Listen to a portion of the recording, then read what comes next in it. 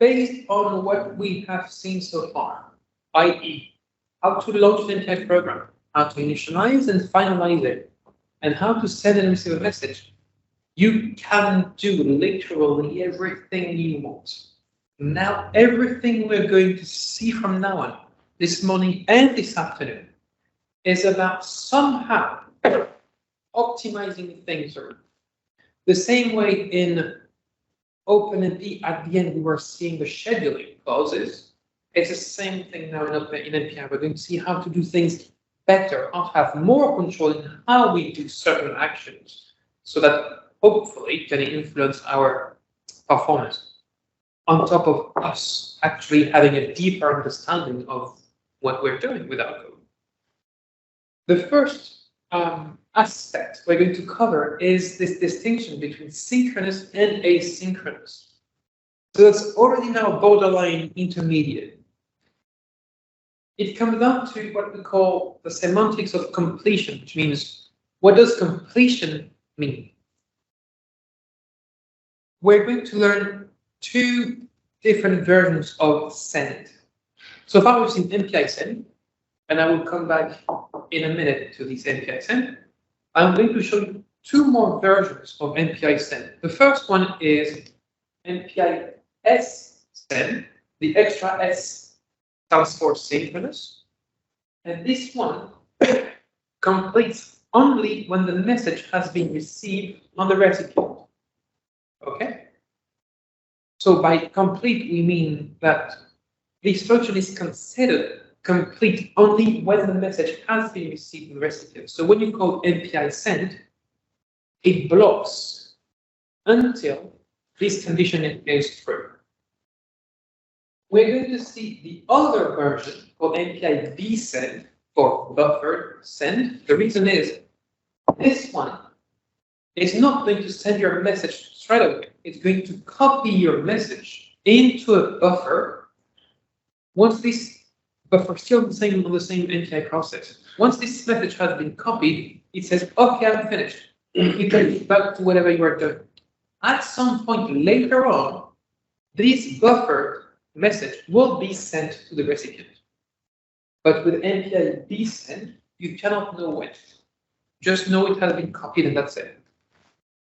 So we have the two different ways to do it. Synchronous, where the message has been received by the recipient, that's where completion is reached. And asynchronous, when the message is just copied to a buffer and will be sent later on.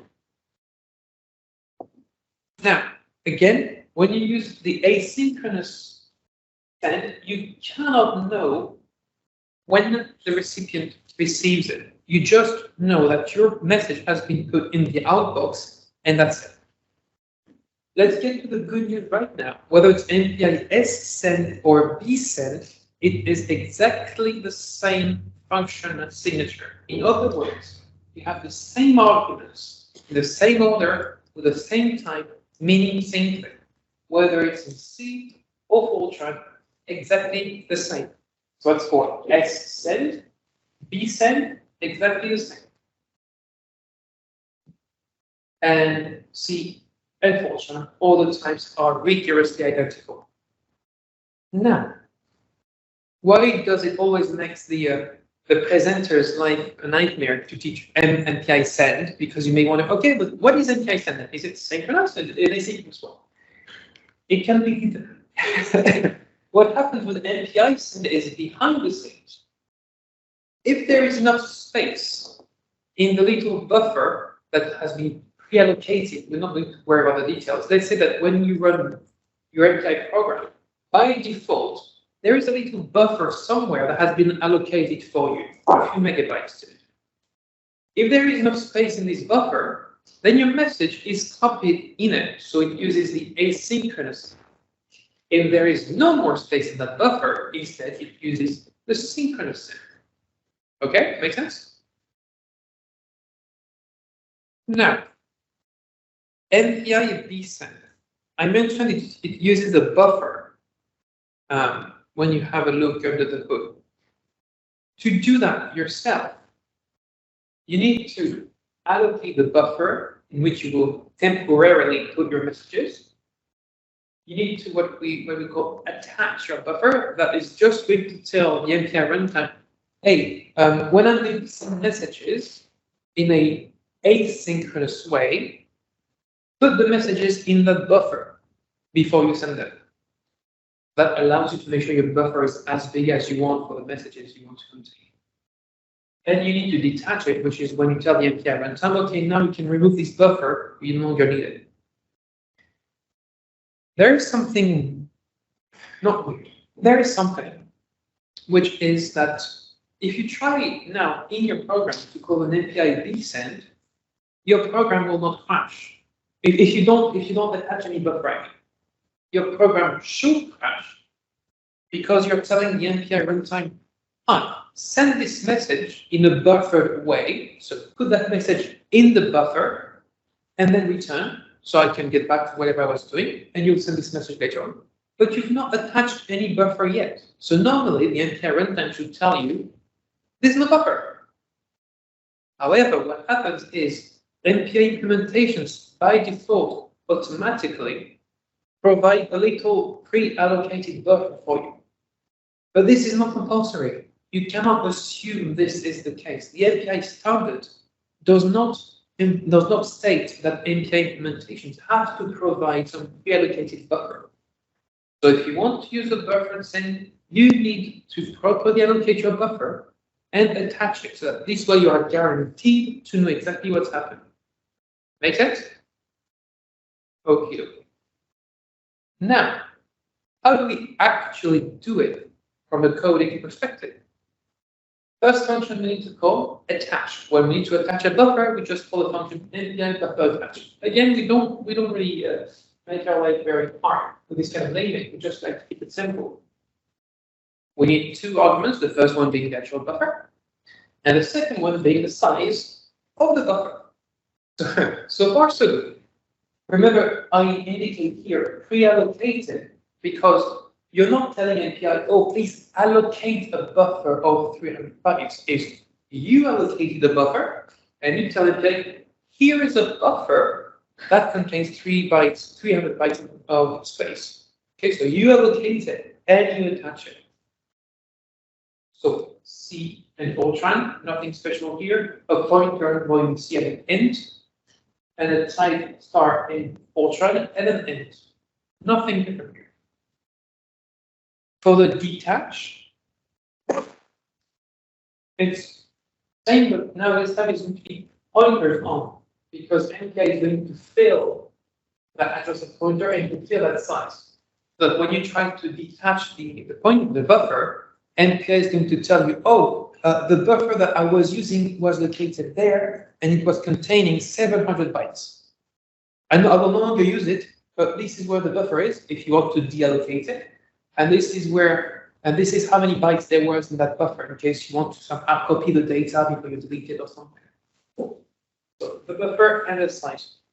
Again, not specifying the actual types. It's just pointers and pointers. Make sense so far? Online, same things fine. Seems to be. I don't see submerged with complaints on the chat, so it seems to be fine. Okay. Now, if you go straight on your computer and try to write the program, so you allocate, for example, an array of 100 integers, and you pass that into the MPI buffer attach, and then you try to MPI vsend and try to send an array of 100 integers, you will see your program crash. And you will come back to me and say, well, what it is you're teaching is totally incorrect because I tried to use a buffer and the whole thing crashes. Yes, because you need to know what comes in the next slide. When you send a message, whether it's synchronous or asynchronous, this message has some metadata. For example, the rank of the recipient, the tag, or the size of the message. All these are attached to the messages you send all the time. This information takes space. So it means that when you try to buffer a message, you must also buffer that. So you must also have space for that. Well, okay, because this, the amount of memory needed to store this and the other things behind the scenes, is called MPI descent overhead. Okay? So if you want to send one message that contains 100 integers, the buffer in which that message will be buffered must contain enough space for the 100 integers and that value, which might be 32 bytes, 64 bytes. We don't even need to know. We'll just allocate that value on top of the 100 integers. Now, the subtlety is, if you are going to send multiple buffered messages, you will need to have as many MPI send overhead allocated as you will have messages.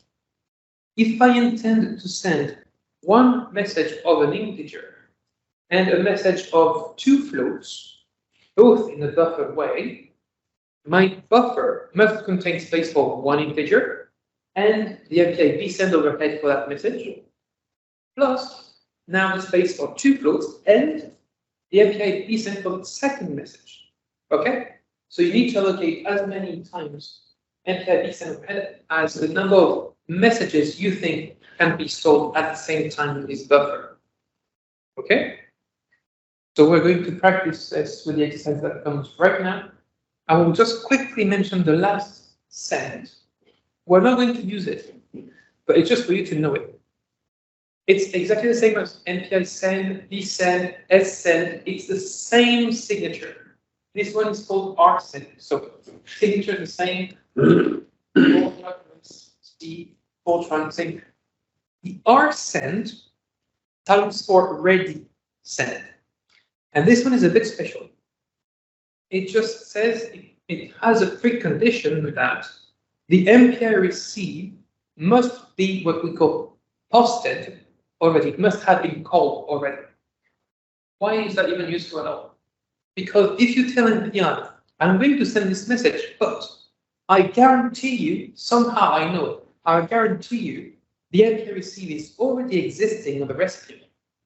MPI can bypass certain checks of, oh, is there an MPI receive ready? If so, what do I do? Do I need to wait? It will go straight to, okay, where's the MPI receive? Tiny performance improvements there. But not as many people as I knew about this MPI rsend, so now I'll just talk about it briefly. This was just a mention. We don't need to worry about it. We won't use it today. Now, what we're going to do is playing with MPI bsend and send. I think you have both. Yes, send and bsend. But with bsend, we need to attach and detach the buffer. So let's try that. As always, I'll let you alone on this 5-ish minutes, and then I'll help you if you have any problem with it. Okay. So you see here the tabs, you can pick your language. And when you go to the example, you see the amount of extra effort you need to do. Where you need to convert pointers from C pointers to Fortran pointers. You don't want to do that. Unless you're very comfortable with Fortran, and this is only something you're very comfortable doing. When you see these kind of use intrinsic only, CPTR, and so on, if that is something you're familiar with, absolutely no problem there. But if you're rather new in Fortran or have Fortran but not really very developed experience, you may want to go for just for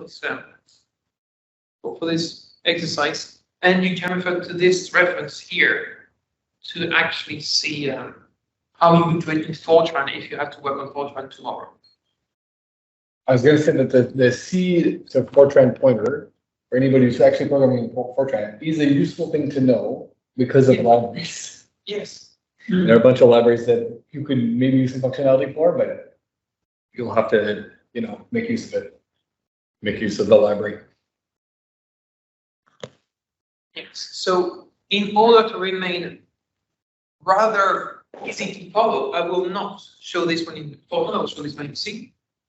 But again, in Fortran, you have a fully working example of how to do MPI send in Fortran 2008. So you have already the full solution step by step here. So feel free to refer to this one. But I remember how long it took me to write this one in Fortran to look for all the pointers. It's like I did it once, I never want to do it again. But again, I'm always developing in C, so if I was developing in Fortran, I would just get used to it. For the time being, let's get back to the exercise 4, is it? Yes.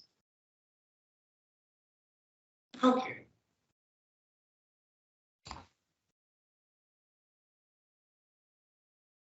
Okay, this one should be okay. So we need to declare, well, before we do anything, is it, okay, yeah, it's not initialized yet. So how do we initialize it? MPI init. Yes, now it's becoming a reflex. And MPI finalize. Indeed, now I get the answers before asking the questions. It's getting there. Nice. I need to get my rank, otherwise the value init will mean nothing. So MPI Cromwell and restore that in the rank. Okay, now I'm good to go. Declare the end with value 1, 2, 3. Okay. And send it to MPI process 1 synchronously. So how do we do a send synchronously? It's that same. Yes. And it's the same argument. So the first one is, what are we actually sending? Value. How many elements? 1. What's the type of an element? And int. To whom are we sending it? The rank 1. What's the tag? Nothing, so let's put 0. What's the communicator? MPI Commonwealth. Make sense, or did I go too quickly? No. No? Okay. Now, online as well. If there's someone online, because maybe it's harder to keep up when the quality is not good, feel free to say it, right? Do not hesitate to say it. We'll continue to repeat this until the very end. So let me bring back my cursor. So we need to receive the integer. Okay, so we need a integer to store the value in. I'm going to receive. Where am I going to store it? In value. What I'm going to receive? One MPI int from whom? MPI process 0. No tag. MPI from well, a tag but with value 0. And I don't need the status, so that is it. Let's print this one before going further. Value received. Okay. Let's try to compile that.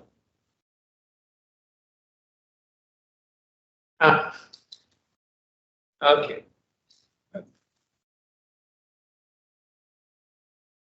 Okay. That sounds good to me. Now, this is where the fun begins. Let's declare an array of 4 elements. So, an array of 4 elements. 0, 2, 3, 5. And send it asynchronously. So now we need to do a few things. Well, first we can take care of the vsend, and we'll then take care of the buffer, attaching, detaching, and so on. Because the vsend, we know it's exactly the same prototype, the same signature as a classic send, so we can write our send the same way we would have done without worrying with the buffer aspect of things, and then we'll take care of the buffers. If I want to send something in an asynchronous way, so in a buffered way, what do I need to call? Vsend. Vsend. Okay, because this is directly copied from the previous exercise where we were sending values. So the pointer of the first element, we have 4 MPI int, which we send to MPI process 0. Careful because we swapped here. My rank equals 1. So if by reflex you just say, oh, yes, I need to 1, then you have a problem and you will have a delta. What's the tag? 0 in the communicator, always the same MPI comma. Okay. More or less the same thing here of, okay, I should call that values 2, values 1. Okay, this time it's what?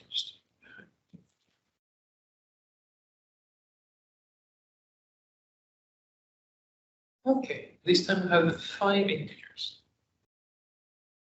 Good. That's the array. Sorry? Size of value. Oh, size of values two. Oh, yeah, true. Yeah. So now, before I can do this, oh, ah.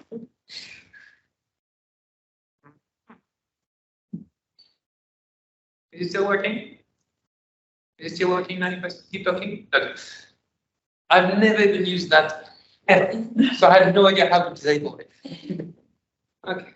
Wait until you get arthritis. I still working now? Okay. The thing that makes me crazy, let me check actually. Let me check right now if it still does it. No. They have these this new thing called, okay, I think 2 seconds for this really, I keep it short. They have this new thing called reactions, where depending on certain gestures you make, certain things happen in the background. And one day I had a student, because I was recording my model for the online students, who told me, is it me or there were balloons behind you? And I checked, and because I did something like this, that looked like this, it triggered the balloon animation. So I had balloons behind me. So sad. And it automatically, even if I disable it, it automatically re-enables it. So it's like, so if there's anyone working at Apple in the room, please talk with them. So we want to MPI descended for that. We need the buffer to be properly set because we cannot assume there will be one already here first. So first, I'm going to have to attach the buffer, but I need to have a buffer to attach. How much space do I need in the buffer I will attach? So it's a buffer in integers, or we can a buffer in charts with it. Okay, so somehow we're going to have a buffer. Now that's the unknown. How many bytes? How many charts? How many bytes do we need to allocate here?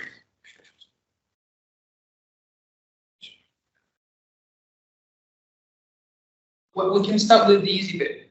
The first message contains 4 integers and the second message contains 5. So in total, we're going to send 9 integers. So if we want to have both in that buffer, we need at least 9 integers in there. So that's the easy part. 9 integers. Now, we know that messages have some extra data. And we have 2 messages here, so it means we need to have 2 times the space needed for the metadata of a message, which is contained in a constant called MPI send overhead. Okay, so now we have a buffer that contains enough space for both messages to be buffered, so we can attach it. How? Buffer attach. We pass the buffer and the size of the buffer, which I should declare in constant here. Would be easier.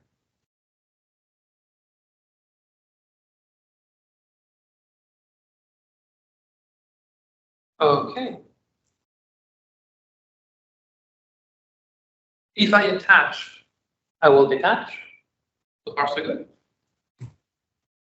Let's do that in the detached buffer and detached buffer size, buffer detach,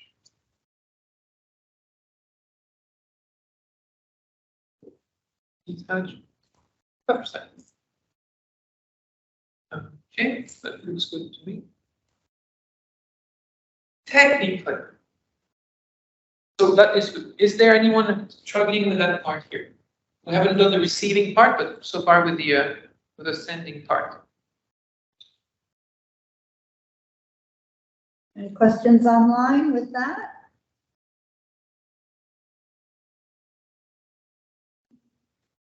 No? Okay. No. Technically, I might get away with it just by having enough space for 5 integers and 1 message. Why? Because when the first one is buffered, By the time I call the second MPI send, maybe the first one will be sent. So maybe the buffer will be available. But let's play safe and put enough space for both. Now I need to receive them. Nothing special on the receiving end. We just need to receive like we would have done naturally. Well, without the buffer, I mean. So we have yours, we call MPI receive. Where are we going to store it? In values 0. How many? For MPI end from MPI process 1 tag 0 in MPI Comwell, and we have no status. So we can ignore it. Okay. We're going to do the same here. 5 integers this time. Okay. We can do a quick print to make sure we receive everything and it looks good. Yes. It's values 2 as well. Thank you very much. I could use some bad faith and say, yeah, it was just to check that we're following. Okay, so values 1, I, 1, 4. Yeah, indeed. And I have my print as my language here. And then I have second one there. Okay, let's try that. No, oh yeah, the right one. Ah, yes. I need to pass a pointer on the integer so it can fill the variable with whatever value will be retrieved. Oh, I made a typo in the name. Is it because there's no semicolon after null? That was right? Semicolon after null? Two lines up, lines up. On line 62. Thank you. Okay, better.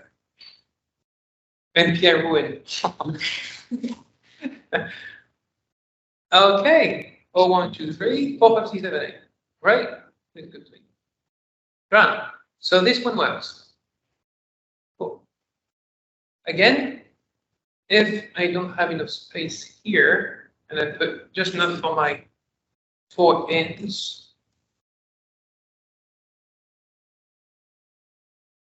Oh, shouldn't be happy. Yeah. Code shouldn't be happy. It's giving me, well, either it's giving me leeway somewhere, or we just had a memory overwriting somewhere in the program. Somehow it's fine with it because we overwrote in our own memory, but there's a buffer overflow here somewhere.